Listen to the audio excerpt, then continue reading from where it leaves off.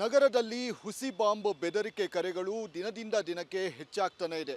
ಈಗ ಅದರ ಮುಂದುವರಿದ ಭಾಗ ಅಂತ ಎಂಬಂತೆ ಈಗ ಪಾಸ್ಪೋರ್ಟ್ ಕಚೇರಿಗೆ ಇಮೇಲ್ ಕೂಡ ಬಂದಿದೆ. ಆ ಇಮೇಲ್ನಲ್ಲಿ ಸ್ಪಷ್ಟವಾಗಿ ಉಲ್ಲೇಖವನ್ನು ಮಾಡಲಾಗಿರುವಂಥದ್ದು ಅಂದರೆ ಕೆಲವೇ ಕ್ಷಣದಲ್ಲಿ ನಾವು ಇಟ್ಟಿರುವಂತಹ ಬಾಂಬ್ ಏನಿದೆ ಅದು ಬ್ಲಾಸ್ಟ್ ಆಗುತ್ತೆ, RDXಗಳನ್ನು ಇಟ್ಟಿದ್ದೀವಿ ಅಂತ ಹೇಳಿ ಅದರಲ್ಲಿ ಇಮೇಲ್ ಎಲ್ಲ ಮಾಡ್ತಾರೆ. ತಕ್ಷಣ ಪಾಸ್ಪೋರ್ಟ್ ಅಧಿಕಾರಿಗಳು ಇಮಿಡಿಯೇಟ್ ಆಗಿ ಸ್ಥಳೀಯ ಪೊಲೀಸರಿಗೆ ಮತ್ತು ಬಾಂಬ್ ಸ್ಕ್ವಾಡ್ಗೆ ವಿಚಾರವನ್ನು ಮುಟ್ಟಿಸ್ತಾರೆ. ಎರಡೂ ಡಿಪಾರ್ಟ್ಮೆಂಟ್ಗಳು ಕೂಡ ಸ್ಥಳಕ್ಕೆ ಬಂದು ಪರಿಶೀಲನೆ ನಡೆಸಿದಂತಹ ಸಂದರ್ಭದಲ್ಲಿ ಯಾವುದೂ ಕೂಡ ಇರೋದಿಲ್ಲ. ಅದಕ್ಕಿಂತ ಮುನ್ನ ಅಲ್ಲಿದ್ದಂತಹ ಆಫೀಸರ್ಸ್ಗಳಾಗಿರಬಹುದು ಮತ್ತು ಸಿಬ್ಬಂದಿಗಳೇನಿದ್ದಾರೆ ಅವರೆಲ್ಲನೂ ಕೂಡ ಹೊರಗಡೆ ಕಳಿಸಲಾಯಿತು. ಇಮಿಡಿಯೇಟಾಗಿ ಇಂಚಿಂಚು ಅಲ್ಲಿದ್ದಂತಹ ಏನೇನು ಯಾವ್ಯಾವ ಸ್ಥಳ ಇದೆಯೋ ಅಲ್ಲೆಲ್ಲವೂ ಕೂಡ ಒಂದು ಕ್ಲಿಯರ್ ಆಗಿ ಇದನ್ನು ಸರ್ಚಿಂಗನ್ನು ಮಾಡ್ತಾರೆ. ಆದರೆ ಯಾವುದೂ ಕೂಡ ಇರೋದಿಲ್ಲ. ನಂತರ ಸುಮಾರು 2 ಗಂಟೆಗಳ ಕಾಲ ಸತತವಾಗಿ ಒಂದು ಹುಡುಕಾಟವನ್ನು ನಡೆಸಿದಂತಹ ಸಂದರ್ಭದಲ್ಲಿ ಯಾವುದೇ ರೀತಿಯಾದಂತಹ ಬಾಂಬ್ಗಳು ಸಿಕ್ಕಿಲ್ಲ. ಇದೊಂದು ಹುಸಿ ಬಾಂಬ್ ಅಂತ ಹೇಳಿ ಗೊತ್ತಾಗುತ್ತೆ. ಆದರೆ ಸಹಜವಾಗಿಯೇ ಈ ರೀತಿಯಾಗಿ ಮೇಲ್ ಮುಖಾಂತರ ಬರುವಂತಹ ಬಾಂಬ್ ಥ್ರೆಟ್ಗಳೇನಿದೆ ಅದೆಲ್ಲವೂ ಕೂಡ ಹುಸಿಯಾಗೇ ಇರುತ್ತೆ. ಹಾಗಂತ ಹೇಳಿ ರಿಸ್ಕನ್ನು ತೆಗೆದುಕೊಳ್ಳೋದಕ್ಕೆ ಸಾಧ್ಯ ಆಗೋದಿಲ್ಲ. ಹೀಗಾಗಿ ಈ ಒಂದು ಆಪರೇಷನನ್ನು ನಡೆಸಲೇಬೇಕಾಗಿತ್ತು. ಇನ್ನು ಆ ಮೇಲ್ನಲ್ಲಿ ಬಂದಂತಹ ಒಂದು ಕಂಟೆಂಟ್ ಬಗ್ಗೆ ಹೇಳೋದಾದರೆ ತಮಿಳಿನಲ್ಲಿ ಆ ಮೇಲ್ ಬಂದಿತ್ತು ಮತ್ತು ಆ ತಮಿಳಿನಲ್ಲಿ ಸ್ಪಷ್ಟವಾಗಿ ಉಲ್ಲೇಖವನ್ನು ಮಾಡಿದರು, ನೀವು ಕಸಬನ್ನ ನೇಣಿಗೆ ಹಾಕಿದಿರಿ, ನಾವು ಯಾರನ್ನೂ ಕೂಡ ಬಿಡೋದಿಲ್ಲ, ನಿಮ್ಮನ್ನು ಕೂಡ ಸಾಯಿಸ್ತೀವಿ ಅಂತ ಹೇಳಿ ಸ್ಪಷ್ಟವಾಗಿ ಉಲ್ಲೇಖವನ್ನು ಮಾಡಲಾಗಿರುವಂಥದ್ದು. ಅಂದರೆ ಕಸಬು ನೇಣಿಗೆ ಶರಣಾಗಿ 10-12 ವರ್ಷ ಆಯಿತು.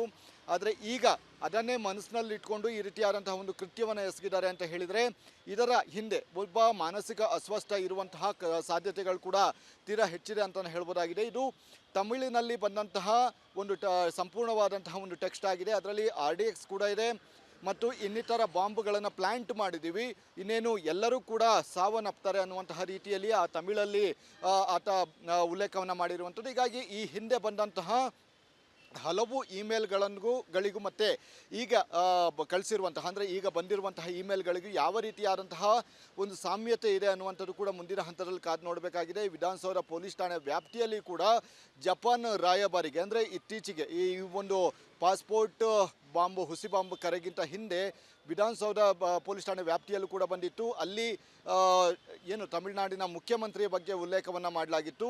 ಅವರ ಹೆಸರಿನಲ್ಲಿ ಬಾಂಬ್ಗಳನ್ನು ಇಟ್ಟಿದ್ದೀವಿ ಅಂದರೆ RDXಗಳನ್ನು ಪ್ಲ್ಯಾಂಟ್ ಮಾಡಿದ್ದೀವಿ ಅಂತ ಹೇಳಿ ಅವರೊಂದು ಉಲ್ಲೇಖವನ್ನು ಮಾಡಿದರು. ಈಗ ಸದ್ಯದ ಮಟ್ಟಿಗೆ ಪಾಸ್ಪೋರ್ಟ್ ಆಫೀಸಲ್ಲಿ ಇಟ್ಟಿದ್ದಾರೆ ಅಂತ ಹೇಳಿ ಅಂದರೆ ಈ ರೀತಿಯಾದಂತಹ ಒಂದು ಬಾಂಬನ್ನು ಇಟ್ಟಿದ್ದೀವಿ ಅಂತ ಹೇಳಿ ಅವರೊಂದು ಉಲ್ಲೇಖವನ್ನು ಮಾಡಿದ್ದಾರೆ. ಅಂದರೆ ನಿಜವಾಗಿಯೂ ಅವರ ಉದ್ದೇಶ ಏನು ಅನ್ನುವಂತಹ ವಿಚಾರಗಳು ಕೂಡ ಇಲ್ಲಿಯವರೆಗೂ ಗೊತ್ತಾಗಲಿಲ್ಲ.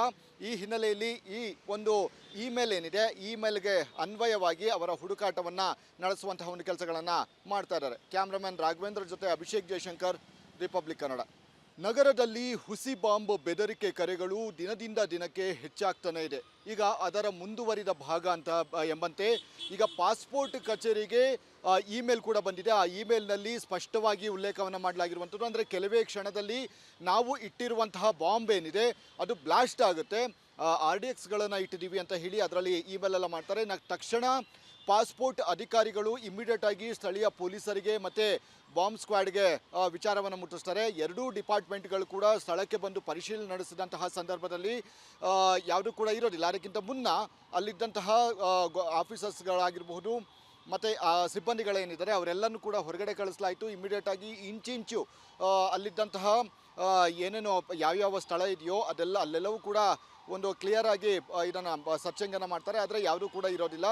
ನಂತರ ಸುಮಾರು 2 ಗಂಟೆಗಳ ಕಾಲ ಸತತವಾಗಿ ಒಂದು ಹುಡುಕಾಟವನ್ನು ನಡೆಸಿದಂತಹ ಸಂದರ್ಭದಲ್ಲಿ ಯಾವುದೇ ರೀತಿಯಾದಂತಹ ಬಾಂಬ್ಗಳು ಸಿಕ್ಕಿಲ್ಲ. ಇದೊಂದು ಹುಸಿ ಬಾಂಬ್ ಅಂತ ಹೇಳಿ ಗೊತ್ತಾಗುತ್ತೆ. ಆದರೆ ಸಹಜವಾಗಿಯೇ ಈ ರೀತಿಯಾಗಿ ಮೇಲ್ ಮುಖಾಂತರ ಬರುವಂತಹ ಬಾಂಬ್ ಥ್ರೆಟ್ಗಳೇನಿದೆ ಅದೆಲ್ಲವೂ ಕೂಡ ಹುಸಿಯಾಗೇ ಇರುತ್ತೆ. ಹಾಗಂತ ಹೇಳಿ ರಿಸ್ಕನ್ನು ತೆಗೆದುಕೊಳ್ಳೋದಕ್ಕೆ ಸಾಧ್ಯ ಆಗೋದಿಲ್ಲ.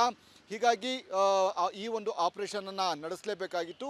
ಇನ್ನು ಆ ಮೇಲ್ನಲ್ಲಿ ಬಂದಂತಹ ಒಂದು ಕಂಟೆಂಟ್ ಬಗ್ಗೆ ಹೇಳೋದಾದರೆ ತಮಿಳಿನಲ್ಲಿ ಆ ಮೇಲ್ ಬಂದಿತ್ತು ಮತ್ತು ಆ ತಮಿಳಿನಲ್ಲಿ ಸ್ಪಷ್ಟವಾಗಿ ಉಲ್ಲೇಖವನ್ನು ಮಾಡಿದರು, ನೀವು ಕಸಬನ್ನ ನೇಣಿಗೆ ಹಾಕಿದಿರಿ, ನಾವು ಯಾರನ್ನೂ ಕೂಡ ಬಿಡೋದಿಲ್ಲ, ನಿಮ್ಮನ್ನು ಕೂಡ ಸಾಯಿಸ್ತೀವಿ ಅಂತ ಹೇಳಿ ಸ್ಪಷ್ಟವಾಗಿ ಉಲ್ಲೇಖವನ್ನು ಮಾಡಲಾಗಿರುವಂಥದ್ದು. ಅಂದರೆ ಕಸಬು ನೇಣಿಗೆ ಶರಣಾಗಿ 10-12 ವರ್ಷ ಆಯಿತು.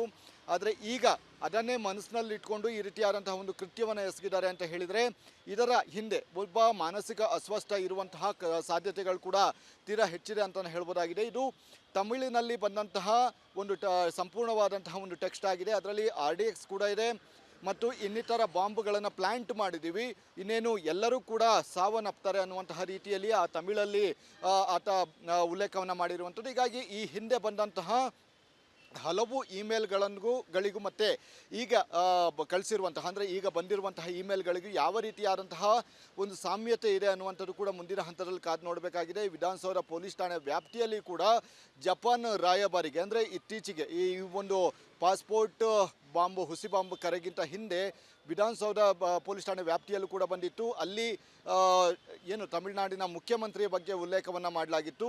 ಅವರ ಹೆಸರಿನಲ್ಲಿ ಬಾಂಬ್ಗಳನ್ನು ಇಟ್ಟಿದ್ದೀವಿ ಅಂದರೆ RDXಗಳನ್ನು ಪ್ಲಾಂಟ್ ಮಾಡಿದ್ದೀವಿ ಅಂತ ಹೇಳಿ ಅವರೊಂದು ಉಲ್ಲೇಖವನ್ನು ಮಾಡಿದರು. ಈಗ ಸದ್ಯದ ಮಟ್ಟಿಗೆ ಪಾಸ್ಪೋರ್ಟ್ ಆಫೀಸಲ್ಲಿ ಇಟ್ಟಿದ್ದಾರೆ ಅಂತ ಹೇಳಿ ಅಂದರೆ ಈ ರೀತಿಯಾದಂತಹ ಒಂದು ಬಾಂಬನ್ನು ಇಟ್ಟಿದ್ದೀವಿ ಅಂತ ಹೇಳಿ ಅವರೊಂದು ಉಲ್ಲೇಖವನ್ನು ಮಾಡಿದ್ದಾರೆ. ಅಂದರೆ ನಿಜವಾಗಿಯೂ ಅವರ ಉದ್ದೇಶ ಏನು ಅನ್ನುವಂತಹ ವಿಚಾರಗಳು ಕೂಡ ಇಲ್ಲಿಯವರೆಗೂ ಗೊತ್ತಾಗಲಿಲ್ಲ.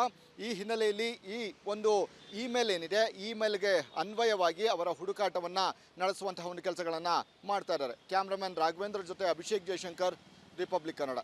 ನಗರದಲ್ಲಿ ಹುಸಿ ಬಾಂಬ್ ಬೆದರಿಕೆ ಕರೆಗಳು ದಿನದಿಂದ ದಿನಕ್ಕೆ ಹೆಚ್ಚಾಗ್ತಾನೆ ಇದೆ. ಈಗ ಅದರ ಮುಂದುವರಿದ ಭಾಗ ಅಂತ ಎಂಬಂತೆ ಈಗ ಪಾಸ್ಪೋರ್ಟ್ ಕಚೇರಿಗೆ ಇಮೇಲ್ ಕೂಡ ಬಂದಿದೆ. ಆ ಇಮೇಲ್ನಲ್ಲಿ ಸ್ಪಷ್ಟವಾಗಿ ಉಲ್ಲೇಖವನ್ನು ಮಾಡಲಾಗಿರುವಂಥದ್ದು ಅಂದರೆ ಕೆಲವೇ ಕ್ಷಣದಲ್ಲಿ ನಾವು ಇಟ್ಟಿರುವಂತಹ ಬಾಂಬ್ ಏನಿದೆ ಅದು ಬ್ಲಾಸ್ಟ್ ಆಗುತ್ತೆ, RDXಗಳನ್ನು ಇಟ್ಟಿದ್ದೀವಿ ಅಂತ ಹೇಳಿ ಅದರಲ್ಲಿ ಇಮೇಲೆಲ್ಲ ಮಾಡ್ತಾರೆ.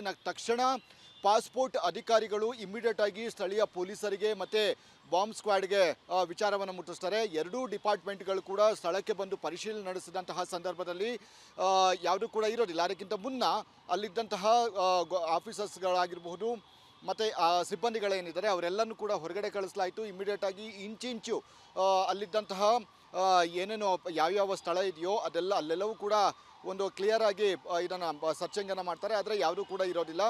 ನಂತರ ಸುಮಾರು 2 ಗಂಟೆಗಳ ಕಾಲ ಸತತವಾಗಿ ಒಂದು ಹುಡುಕಾಟವನ್ನು ನಡೆಸಿದಂತಹ ಸಂದರ್ಭದಲ್ಲಿ ಯಾವುದೇ ರೀತಿಯಾದಂತಹ ಬಾಂಬ್ಗಳು ಸಿಕ್ಕಿಲ್ಲ. ಇದೊಂದು ಹುಸಿ ಬಾಂಬ್ ಅಂತ ಹೇಳಿ ಗೊತ್ತಾಗುತ್ತೆ. ಆದರೆ ಸಹಜವಾಗಿಯೇ ಈ ರೀತಿಯಾಗಿ ಮೇಲ್ ಮುಖಾಂತರ ಬರುವಂತಹ ಬಾಂಬ್ ಥ್ರೆಟ್ಗಳೇನಿದೆ ಅದೆಲ್ಲವೂ ಕೂಡ ಹುಸಿಯಾಗೇ ಇರುತ್ತೆ. ಹಾಗಂತ ಹೇಳಿ ರಿಸ್ಕನ್ನು ತೆಗೆದುಕೊಳ್ಳೋದಕ್ಕೆ ಸಾಧ್ಯ ಆಗೋದಿಲ್ಲ. ಹೀಗಾಗಿ ಈ ಒಂದು ಆಪರೇಷನನ್ನು ನಡೆಸಲೇಬೇಕಾಗಿತ್ತು. ಇನ್ನು ಆ ಮೇಲ್ನಲ್ಲಿ ಬಂದಂತಹ ಒಂದು ಕಂಟೆಂಟ್ ಬಗ್ಗೆ ಹೇಳೋದಾದರೆ ತಮಿಳಿನಲ್ಲಿ ಆ ಮೇಲ್ ಬಂದಿತ್ತು ಮತ್ತು ಆ ತಮಿಳಿನಲ್ಲಿ ಸ್ಪಷ್ಟವಾಗಿ ಉಲ್ಲೇಖವನ್ನು ಮಾಡಿದರು, ನೀವು ಕಸಬನ್ನ ನೇಣಿಗೆ ಹಾಕಿದಿರಿ, ನಾವು ಯಾರನ್ನೂ ಕೂಡ ಬಿಡೋದಿಲ್ಲ, ನಿಮ್ಮನ್ನು ಕೂಡ ಸಾಯಿಸ್ತೀವಿ ಅಂತ ಹೇಳಿ ಸ್ಪಷ್ಟವಾಗಿ ಉಲ್ಲೇಖವನ್ನು ಮಾಡಲಾಗಿರುವಂಥದ್ದು. ಅಂದರೆ ಕಸಬು ನೇಣಿಗೆ ಶರಣಾಗಿ 10-12 ವರ್ಷ ಆಯಿತು. ಆದರೆ ಈಗ ಅದನ್ನೇ ಮನಸ್ಸಿನಲ್ಲಿ ಇಟ್ಕೊಂಡು ಈ ರೀತಿಯಾದಂತಹ ಒಂದು ಕೃತ್ಯವನ್ನು ಎಸಗಿದ್ದಾರೆ ಅಂತ ಹೇಳಿದರೆ ಇದರ ಹಿಂದೆ ಒಬ್ಬ ಮಾನಸಿಕ ಅಸ್ವಸ್ಥ ಇರುವಂತಹ ಸಾಧ್ಯತೆಗಳು ಕೂಡ ತೀರಾ ಹೆಚ್ಚಿದೆ ಅಂತಲೇ ಹೇಳ್ಬೋದಾಗಿದೆ. ಇದು ತಮಿಳಿನಲ್ಲಿ ಬಂದಂತಹ ಒಂದು ಸಂಪೂರ್ಣವಾದಂತಹ ಒಂದು ಟೆಕ್ಸ್ಟ್ ಆಗಿದೆ. ಅದರಲ್ಲಿ RDX ಕೂಡ ಇದೆ ಮತ್ತು ಇನ್ನಿತರ ಬಾಂಬ್ಗಳನ್ನು ಪ್ಲಾಂಟ್ ಮಾಡಿದ್ದೀವಿ, ಇನ್ನೇನು ಎಲ್ಲರೂ ಕೂಡ ಸಾವನ್ನಪ್ತಾರೆ ಅನ್ನುವಂತಹ ರೀತಿಯಲ್ಲಿ ಆ ತಮಿಳಲ್ಲಿ ಆತ ಉಲ್ಲೇಖವನ್ನು ಮಾಡಿರುವಂಥದ್ದು. ಹೀಗಾಗಿ ಈ ಹಿಂದೆ ಬಂದಂತಹ ಹಲವು ಗಳಿಗೂ ಮತ್ತು ಈಗ ಕಳಿಸಿರುವಂತಹ ಅಂದರೆ ಈಗ ಬಂದಿರುವಂತಹ ಇಮೇಲ್ಗಳಿಗೂ ಯಾವ ರೀತಿಯಾದಂತಹ ಒಂದು ಸಾಮ್ಯತೆ ಇದೆ ಅನ್ನುವಂಥದ್ದು ಕೂಡ ಮುಂದಿನ ಹಂತದಲ್ಲಿ ಕಾದು ನೋಡಬೇಕಾಗಿದೆ. ವಿಧಾನಸೌಧ ಪೊಲೀಸ್ ಠಾಣೆ ವ್ಯಾಪ್ತಿಯಲ್ಲಿ ಕೂಡ ಜಪಾನ್ ರಾಯಭಾರಿಗೆ ಅಂದರೆ ಇತ್ತೀಚೆಗೆ ಈ ಒಂದು ಪಾಸ್ಪೋರ್ಟ್ ಬಾಂಬು ಹುಸಿ ಬಾಂಬ್ ಕರೆಗಿಂತ ಹಿಂದೆ ವಿಧಾನಸೌಧ ಪೊಲೀಸ್ ಠಾಣೆ ವ್ಯಾಪ್ತಿಯಲ್ಲೂ ಕೂಡ ಬಂದಿತ್ತು. ಅಲ್ಲಿ ಏನು ತಮಿಳುನಾಡಿನ ಮುಖ್ಯಮಂತ್ರಿಯ ಬಗ್ಗೆ ಉಲ್ಲೇಖವನ್ನು ಮಾಡಲಾಗಿತ್ತು. ಅವರ ಹೆಸರಿನಲ್ಲಿ ಬಾಂಬ್ಗಳನ್ನು ಇಟ್ಟಿದ್ದೀವಿ ಅಂದರೆ RDXಗಳನ್ನು ಪ್ಲಾಂಟ್ ಮಾಡಿದ್ದೀವಿ ಅಂತ ಹೇಳಿ ಅವರೊಂದು ಉಲ್ಲೇಖವನ್ನು ಮಾಡಿದರು. ಈಗ ಸದ್ಯದ ಮಟ್ಟಿಗೆ ಪಾಸ್ಪೋರ್ಟ್ ಆಫೀಸಲ್ಲಿ ಇಟ್ಟಿದ್ದಾರೆ ಅಂತ ಹೇಳಿ ಅಂದರೆ ಈ ರೀತಿಯಾದಂತಹ ಒಂದು ಬಾಂಬನ್ನು ಇಟ್ಟಿದ್ದೀವಿ ಅಂತ ಹೇಳಿ ಅವರೊಂದು ಉಲ್ಲೇಖವನ್ನು ಮಾಡಿದ್ದಾರೆ. ಅಂದರೆ ನಿಜವಾಗಿಯೂ ಅವರ ಉದ್ದೇಶ ಏನು ಅನ್ನುವಂತಹ ವಿಚಾರಗಳು ಕೂಡ ಇಲ್ಲಿಯವರೆಗೂ ಗೊತ್ತಾಗಲಿಲ್ಲ. ಈ ಹಿನ್ನೆಲೆಯಲ್ಲಿ ಈ ಒಂದು ಇಮೇಲ್ ಏನಿದೆ ಇಮೇಲ್ಗೆ ಅನ್ವಯವಾಗಿ ಅವರ ಹುಡುಕಾಟವನ್ನು ನಡೆಸುವಂತಹ ಒಂದು ಕೆಲಸಗಳನ್ನು ಮಾಡ್ತಾ ಇದ್ದಾರೆ. ಕ್ಯಾಮ್ರಾಮನ್ ರಾಘವೇಂದ್ರ ಜೊತೆ ಅಭಿಷೇಕ್ ಜಯಶಂಕರ್, ರಿಪಬ್ಲಿಕ್ ಕನ್ನಡ.